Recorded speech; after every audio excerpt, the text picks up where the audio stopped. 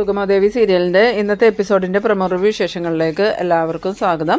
അങ്ങനെ യഥാർത്ഥ വില്ലൻ ഋഷിക്ക് മുന്നിൽ അവതരിക്കുന്ന ഒരു എപ്പിസോഡ് കൂടിയാണ് ഇന്ന് വരാൻ പോകുന്നത്. എന്തായാലും വസുന്ധര IPS അന്വേഷണ ചുമതല ഏൽപ്പിച്ചതോടുകൂടി സിദ്ധാർത്ഥനും പ്രഭാവതിക്കും നന്ദനെ എത്രയും പെട്ടെന്ന് വസുന്ധര കണ്ടുപിടിക്കും എന്നുള്ളൊരു വിശ്വാസമുണ്ട്. ആ വിശ്വാസത്തോടുകൂടി വസുന്ധരയോട് എത്രയും പെട്ടെന്ന് നന്ദനെ കണ്ടുപിടിച്ച് തന്നെന്ന് പറയുമ്പം വസുന്ധരയാണെങ്കിൽ പ്രഭാവതിയോട് പറയണത് ഞാൻ കണ്ടുപിടിച്ച് തരാം, അതും എത്രയും പെട്ടെന്ന് തന്നെ. പക്ഷേ നന്ദൻ എവിടെ ഉള്ളതെന്നുള്ള സത്യം നിങ്ങൾ എന്നോട് പറയണമെന്ന്. അത് കേട്ടതും പ്രഭാവതിയും സിദ്ധാർത്ഥനും ഒരേപോലെ ഞെട്ടുന്നുണ്ട്. എന്നിട്ട് ചോദിക്കുന്നുണ്ട്, മേഡം എന്തൊക്കെയാണ് പറയണേന്ന് ചോദിച്ചതും, എന്താ ഞാൻ പറഞ്ഞത് നിങ്ങൾക്ക് മനസ്സിലായില്ലേ? ഞാൻ പറഞ്ഞത് ഉള്ള കാര്യം. നിങ്ങൾ ഇവിടുന്ന് നന്ദനെ എസ്തപ്പാൻ്റെ വീട്ടിലേക്ക് മാറ്റി, പിന്നീട് അവിടുന്ന് എങ്ങോട്ടാ മാറ്റിയെന്ന് പറഞ്ഞാൽ മതി, ഞാൻ എത്രയും പെട്ടെന്ന് കണ്ടുപിടിച്ച് തരാം. അത് മാത്രമല്ല, അതുകൊണ്ട് നിങ്ങൾക്ക് ഒരു ബുദ്ധിമുട്ടും വരാതെ ഞാൻ നോക്കുകയും ചെയ്യാമെന്ന് പറയുമ്പോൾ പ്രഭാവതി സിദ്ധാർത്ഥനും ആകെ തകർന്ന പോലെ ആവുന്നുണ്ട്. എന്നിട്ട് പറയുന്നുണ്ട്, ഇല്ല മേഡം, ഞങ്ങൾക്കറിയില്ല, ഞങ്ങൾ സത്യം പറയണേ. അങ്ങനെ ഞങ്ങൾ തന്നെ ഒളിപ്പിച്ചേക്കണേയാണെങ്കിൽ ഇത്രയും സമ്മർദ്ദം ചെലുത്തി മേഡത്തെ തന്നെ അന്വേഷണത്തിന് കൊണ്ടുവരേണ്ട കാര്യം ഉണ്ടായിരുന്നില്ലല്ലോ. അതൊക്കെ എനിക്ക് മനസ്സിലാവും. ഒരു MLAയുടെയും മുൻ MLAയുടെയും വീടാണ് ഇത്. രാഷ്ട്രീയക്കാരെ എങ്ങനെയൊക്കെ പെരുമാറുമെന്ന് ചിന്തിക്കാനുള്ള ബോധമൊക്കെ എനിക്കുണ്ട്. എന്തായാലും നിങ്ങൾ സത്യം എന്നോട് പറ, നന്ദൻ ഇപ്പോൾ എവിടെ ഉണ്ടെന്ന് ചോദിച്ചതും ഈ പ്രഭാവതിയാണെങ്കിൽ കൈകൂപ്പി കരഞ്ഞുകൊണ്ട് പറയുന്നുണ്ട്, സത്യ മേഡം, നന്ദൻ എവിടെയാണെന്ന് ഞങ്ങൾക്ക് അറിയില്ല, മേഡം എങ്ങനെയെങ്കിലും കണ്ടുപിടിച്ചത് തന്നെന്ന് പറയുമ്പോൾ ഈ വസുന്ധര പറയുന്നുണ്ട്, എന്തായാലും നിങ്ങൾ ദേവികയെ വിളിക്കാൻ. അന്നേരം ദേവികയെ വിളിച്ചിട്ടും കാര്യമൊന്നുമില്ല, ദേവികയ്ക്കും ഇത് തന്നെ പറയാനുണ്ടാവുള്ളൂ എന്ന് പറയുമ്പം അത് നിങ്ങളല്ലല്ലോ തീരുമാനിക്കേണ്ടത്, ഞാനല്ലേ തീരുമാനിക്കേണ്ടത്. സാർ എന്തായാലും ദേവികയെ വിളിക്കുക, നിങ്ങൾ വന്നേ എനിക്ക് നിങ്ങളോട് കുറച്ച് കാര്യങ്ങൾ ചോദിക്കാനുണ്ടെന്ന് പറഞ്ഞ് ഈ പ്രഭാവതിയെ വിളിച്ചുകൊണ്ട് പോകുന്നുണ്ട്. ഇതേസമയം സിദ്ധാർത്ഥനാണെങ്കിൽ ഫോൺ എടുത്ത് ദേവികയ്ക്ക് വിളിക്കുന്നുണ്ട്. ദേവിക അന്നേരം കാറിൽ പോയിക്കൊണ്ടിരിക്കുമ്പോഴാണ് സിദ്ധാർത്ഥൻ്റെ കോൾ വരുന്നത്. അന്നേരം മുരളിയോട് പറയുന്നുണ്ട്, അച്ഛൻ വിളിക്കുന്നുണ്ടെന്ന് പറഞ്ഞ് കോൾ എടുത്തതും എന്താ അച്ഛാന്ന് ചോദിക്കുമ്പോൾ, മോളെവിടെയാ, വേഗം വീട്ടിലേക്കൊന്ന് വരാമോ, എന്താ അച്ഛാ എന്തെങ്കിലും പ്രശ്നമുണ്ടോ എന്ന് ചോദിച്ചതും, അതല്ല, ഇവിടെ ആ വസുന്ധര മേഡം വന്നിട്ടുണ്ട്, ദേവികയെ കണ്ട് സംസാരിക്കണമെന്ന് വാശി പിടിക്കുവാന്ന്. അന്നേരം ദേവിക പറയുന്നുണ്ട്, അതിനെന്താ അച്ഛാ, ഞാനിപ്പോൾ തന്നെ വരാമെന്നും പറഞ്ഞ് ദേവിക ഫോൺ വയ്ക്കുന്നുണ്ട്. പിന്നീട് നമ്മളുടെ വസുന്ധരയാണെങ്കിൽ ഈ പ്രഭാവതിയോട് ഓരോരോ കാര്യങ്ങൾ ചോദിക്കുന്നുണ്ട്. അന്നേരം പ്രഭാവതി പറയുന്നുണ്ട്, ആദ്യം നന്ദനെ എസ്തപ്പാൻ്റെ വീട്ടിലേക്ക് മാറ്റി എന്നുള്ളത് നേരാ, പക്ഷേ ഇപ്പോൾ എവിടെയാണെന്ന് അറിയില്ല എന്ന് പറഞ്ഞതും ആദ്യം എന്തിനാ എസ്തപ്പാൻ്റെ വീട്ടിലേക്ക് മാറ്റിയെന്ന് ചോദിക്കുന്നു. അന്നേരം പ്രഭാവതി പറയുന്നുണ്ട്, അതൊരു പ്രത്യേക സാഹചര്യത്തിൽ ഞങ്ങൾക്ക് അങ്ങനെ ചെയ്യേണ്ടി വന്നതാണ്, പക്ഷേ അന്നൊന്നും എനിക്കത് അറിയില്ലായിരുന്നു. എന്തായാലും ഞാൻ മേഡത്തിൽ നിന്നും ഒന്നും ഒളിക്കണില്ല, എല്ലാ സത്യങ്ങളും മേഡം അറിയണം, എന്നാലേ മേഡത്തിനെ അന്വേഷിക്കാൻ പറ്റുള്ളൂ. അത് തന്നെയാണ് ഞാൻ നിങ്ങളോട് ഇത്രയും നേരം ചോദിച്ചുകൊണ്ടിരുന്നത്, സത്യങ്ങളെല്ലാം അറിഞ്ഞാലേ എനിക്ക് മുന്നോട്ട് നീങ്ങാൻ പറ്റുള്ളൂ. അന്നേരം പ്രഭാവതി ആണെങ്കിൽ കെവിൻ വീട്ടിൽ വന്നതും നന്ദനുമായിട്ട് കൂട്ടായതും അതുപോലെ തന്നെ കെവിനും നന്ദനും ഒരുമിച്ച് കമ്പനി തുടങ്ങിയതും പിന്നീട് ഇസബല്ല വന്നതും പിന്നെ നന്ദനും ഋഷിയായിട്ട് വഴക്കുണ്ടായതും ആ സമയത്ത് ഋഷി മരിച്ചു എന്നും പറഞ്ഞ് കെവിൻ നന്ദനെ കബളിപ്പിച്ചതും ആ പേരും പറഞ്ഞ് ഇസബല്ലയും കെവിനും ചേർന്ന് നന്ദനെ ബ്ലാക്ക്മെയിൽ ചെയ്തതും അങ്ങനെ നന്ദൻ ആകെ ഡിപ്രഷനിലായ കാര്യങ്ങളും പിന്നീട് ഇതിൽ നിന്നും നന്ദനെ എങ്ങനെ രക്ഷിക്കാമെന്ന് വിചാരിച്ച് ജഡ്ജി ഹരിയേട്ടൻ വന്ന കാര്യങ്ങളും ഹരിയേട്ടന് അരുന്ധതിയുടെ പെരുമാറ്റത്തിൽ സംശയം തോന്നിയതുകൊണ്ട് ഹരിയേട്ടനും സിദ്ധുവും ദേവികയും ചേർന്ന് എന്നെപ്പോലും അറിയിക്കാതെയാണ് ഈ നന്ദനെ ഇവിടുന്ന് എസ്തപ്പാൻ്റെ വീട്ടിലേക്ക് മാറ്റിയതെന്നുള്ള ആ എല്ലാ സത്യങ്ങളും ഈ പ്രഭാവതി വസുന്ധരയോട് പറയുന്നുണ്ട്. അത് കേട്ടതും വസുന്ധര ഇങ്ങനെ എന്തൊക്കെയാണ് ആലോചിച്ച് നിൽക്കുന്ന സമയത്ത് ദേവിക വരുന്നുണ്ട്. ദേവിക കണ്ടതും വസുന്ധര വന്നിട്ട് ദേവിക തിരക്കിലായിരുന്നോ എന്ന് ചോദിക്കുമ്പം, അല്ല മേഡം, എനിക്ക് തിരക്കൊന്നും ഉണ്ടായിരുന്നില്ല, അച്ഛൻ വിളിച്ചപ്പോൾ നേരെ ഞാൻ ഇങ്ങോട്ട് പോരുമായിരുന്നു, മേഡത്തിന് എന്നോട് എന്താ ചോദിക്കാനുള്ളതെന്ന് ചോദിച്ചതും ദേവികയോട് ചോദിക്കാനുള്ള കാര്യങ്ങളൊക്കെ ഞാൻ പ്രഭാവതി മേഡത്തോട് ചോദിച്ചിരുന്നു, മേഡത്തിൻ്റെ കയ്യിൽ നിന്ന് മറുപടി കിട്ടി, ഇനി എനിക്ക് ദേവികയുടെ മറുപടിയെ കിട്ടണ്ടേന്നും പറഞ്ഞ് ഈ വസുന്ധരയാണെങ്കിൽ ദേവികയെ വിളിച്ചുകൊണ്ട് മാറി നിൽക്കുന്നുണ്ട്. എന്നിട്ട് എന്താ സംഭവിച്ചതെന്ന് ചോദിക്കുമ്പം ദേവികയും ഇതുപോലെ തന്നെ ഈ പ്രഭാവതി പറഞ്ഞ ആ കാര്യങ്ങളെല്ലാം വസുന്ധരയോട് പറയുന്നുണ്ട്.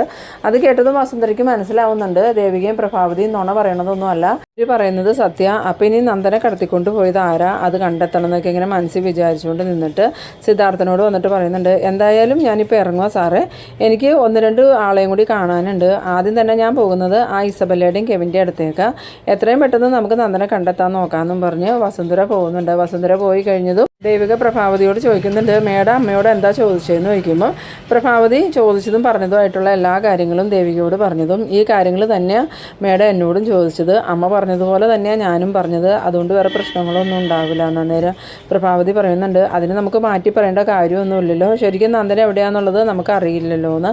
പിന്നീട് കാണിക്കുന്നത് നമ്മളുടെ കുരുവിളയാണെങ്കിൽ ഇസബല്ലയുടെ അടുത്തേക്ക് വരുന്നുണ്ട്.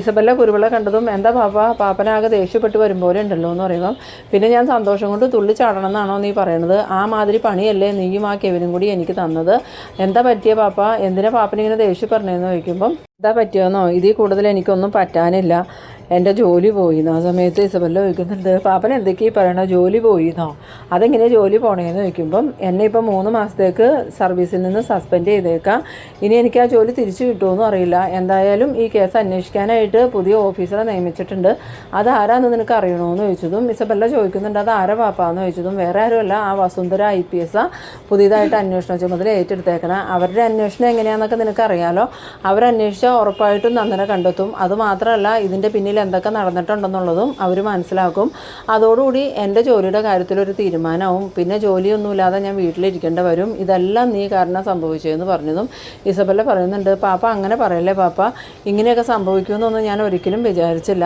എല്ലാം മണ്ടത്തരായിപ്പോയി, അന്നേ ആ ഋഷി ജീവിച്ചിരിക്കുന്നുണ്ടെന്നുള്ള സത്യം നന്ദനോട് പറഞ്ഞാൽ മതിയായിരുന്നു, വെറുതെ നന്ദൻ ദ്രോഹിക്കാൻ വേണ്ടി ഇങ്ങനൊരു നുണ പറയേണ്ട കാര്യം ഉണ്ടായിരുന്നില്ല എന്ന്. എന്തായാലും ഇനി അത് പറഞ്ഞിട്ടൊന്നും കാര്യമില്ലല്ലോ, നിന്നോട് ഞാൻ അപ്പോഴേ പറഞ്ഞതല്ലേ എല്ലാ സത്യങ്ങളും തുറന്നു പറയാൻ, അന്ന് നീ കേട്ടില്ലല്ലോ, ഇനിയിപ്പോൾ അതിനെക്കുറിച്ചൊന്നും പറഞ്ഞിട്ട് കാര്യമില്ല, എന്തായാലും വസുന്ധര IPS ഏറ്റെടുത്ത സ്ഥിതിക്ക് സത്യങ്ങളെല്ലാം പുറത്തു വരും, ആ കൂട്ടത്തിൽ നീയും കെവിനും ജയിലിൽ പോവാതെ നോക്കിക്കോളാം. അന്നേരം ബെല്ല ചോദിക്കുന്നുണ്ട്, അതെന്താ പാപ്പൻ അങ്ങനെ പറയണേ, ഞങ്ങളെന്തിനാ ജയിലിൽ പോണേന്ന് ചോദിക്കുമ്പം, ജയിലിൽ പോണേ എന്തിനാണെന്നോ, ഒരാളെ മനഃപൂർവ്വം തെറ്റിദ്ധരിപ്പിച്ച് മാനസികമായി ടോർച്ചർ ചെയ്യുന്നത് വലിയൊരു കുറ്റം തന്നെയാണ്, നന്ദനെ നിങ്ങൾ എത്ര നാളതും പറഞ്ഞ് പീഡിപ്പിച്ചു, അതുമാത്രമാണോ ആ ദേവികയും കൊണ്ട് നിങ്ങൾ ആ പ്ലാന്റിന് അനുമതി വാങ്ങിക്കൊടുത്തില്ലേ, അതിന് നിനക്ക് കിട്ടിയ പൈസയുടെ കണക്കെല്ലാം വസുന്ധര കണ്ടുപിടിക്കുമെന്ന്. അത് കേട്ടതും ഇസബല്ല ആണെങ്കിൽ പേടിയോടുകൂടി ഇങ്ങനെ നിൽക്കുന്നുണ്ട്. പിന്നീട് ഇസബല്ല ഫോണെടുത്ത് കെവിനെ വിളിക്കുന്നുണ്ട്. കെവിൻ ഫോൺ എടുത്തതും നീ എവിടെയാടാന്ന് ചോദിക്കുമ്പോൾ, എന്താ ബെല്ല എന്തെങ്കിലും പ്രശ്നമുണ്ടോ എന്ന് ചോദിച്ചതും, പ്രശ്നമൊന്നുമില്ല, നീ അതിക്കടെ ഇങ്ങനെ സൂചിച്ച് നടന്നോ, ഇവിടെ പാപ്പൻ്റെ ജോലി പോയി പാപ്പൻ ഇവിടെ വന്നിരിക്കുമെന്ന്. അത് കേട്ടതും കെവിൻ ചോദിക്കുന്നുണ്ട്, അതെന്തിനാ സാറിൻ്റെ ജോലി പോയെന്ന് ചോദിക്കുമ്പം, പാപ്പനെ അന്വേഷണ ചുമതലയിൽ നിന്ന് മാറ്റി വേറെ അന്വേഷണ ഉദ്യോഗസ്ഥരെ നിയമിക്കുകയും ചെയ്തു, അത് മാത്രമല്ല പാപ്പനോട് 3 മാസം ലീവ് എടുത്ത് വീട്ടിലിരുന്നോളാനാണ് പറഞ്ഞേക്കണേ, ഇനിയിപ്പോൾ അന്വേഷണം കഴിയുമ്പോൾ നിനക്കറിയാലോ നമ്മളെല്ലാവരും കുറ്റക്കാരാന്നുള്ള കാര്യം തെളിയും, അതോടുകൂടി പാപ്പൻ്റെ ജോലിയും പോകുന്നു. അത് കേട്ടതും കെവിനാണെങ്കിൽ ഇങ്ങനെ ആകെ പേടിച്ച് നിൽക്കുന്നുണ്ട്. പിന്നീട് കാണിക്കുന്നത് നമ്മളുടെ അരുന്ധതിനെയാണ്. അരുന്ധതി CPയോട് പറയുന്നുണ്ട്, വസുന്ധര IPS അന്വേഷണം തുടങ്ങിയിട്ടുണ്ടെങ്കിൽ അവരെല്ലാ സത്യങ്ങളും പുറത്തു കൊണ്ടുവരുമെന്ന് പറയുമ്പം CP പറയുന്നുണ്ട്, പിന്നെ സത്യങ്ങളെല്ലാം പുറത്ത് വരണ്ടേ മേഡം എന്ന് ചോദിച്ചതും, അതല്ല CP ഞാൻ ഉദ്ദേശിച്ചത്, അന്ന് ഋഷി മരിച്ചു എന്നും പറഞ്ഞ് എല്ലാവരും ചേർന്ന് ആ നന്ദനെ ഒരുപാട് ബ്ലാക്ക് മെയിൽ ചെയ്തില്ലേ, അതുമാത്രമല്ല ഞാനാണ് ഈ ചന്ദ്രോത്ത് പോയി ഒരുപാട് പ്രാവശ്യം പ്രശ്നം ഉണ്ടാക്കുകയും ചെയ്തു, അതൊക്കെ പുറത്ത് വന്നു കഴിഞ്ഞാൽ അത് നമ്മളെ ദോഷമായിട്ട് ബാധിക്കില്ല എന്ന് ചോദിക്കുമ്പം CP പറയുന്നുണ്ട്, ഇനിയിപ്പോൾ അതിനെക്കുറിച്ചൊന്നും ചിന്തിച്ചിട്ട് കാര്യമില്ല, വസുന്ധര IPS മേഡത്തിന് അറിയാലോ ഒരു കറപ്ഷനും ഇല്ലാത്ത ഒരു ഉദ്യോഗസ്ഥയാണ്, അതുകൊണ്ട് തന്നെ അവർ നേരായ രീതിയിൽ അന്വേഷണം മുന്നോട്ട് കൊണ്ടുപോകുള്ളൂ, ഇനിയിപ്പോൾ അവരത് അറിഞ്ഞു കഴിഞ്ഞാൽ കേസ് ഏത് വഴി വരുമെന്നൊന്നും നമുക്ക് പറയാൻ പറ്റില്ല, നമ്മൾ ചെയ്തതും തെറ്റ് തന്നെയാണ്, ഋഷി ജീവിച്ചിരിക്കുമ്പം ഋഷി മരിച്ചു എന്നും പറഞ്ഞ് നന്ദനെയും അവൻ്റെ കുടുംബത്തെ നമ്മൾ ഒരുപാട് ദ്രോഹിച്ചിട്ടുണ്ടെന്ന്. അന്നേരം അരുന്ധതി പറയുന്നുണ്ട്, ശരിയാ CP, എന്തായാലും ഞാൻ അന്നേ പറഞ്ഞത് ആ സത്യങ്ങളെല്ലാം ദേവികയോട് തുറന്നു പറയാമെന്ന്, അന്ന് ആ ഇസബല്ലയും കെവിനും ഋഷിയും വാശിക്ക് നിന്നതുകൊണ്ടാണ് ഞാനത് പറയാതിരുന്നത്, ഇപ്പോൾ എനിക്ക് തോന്നാം അന്ന് സത്യങ്ങളെല്ലാം തുറന്നു പറഞ്ഞിരുന്നെങ്കിൽ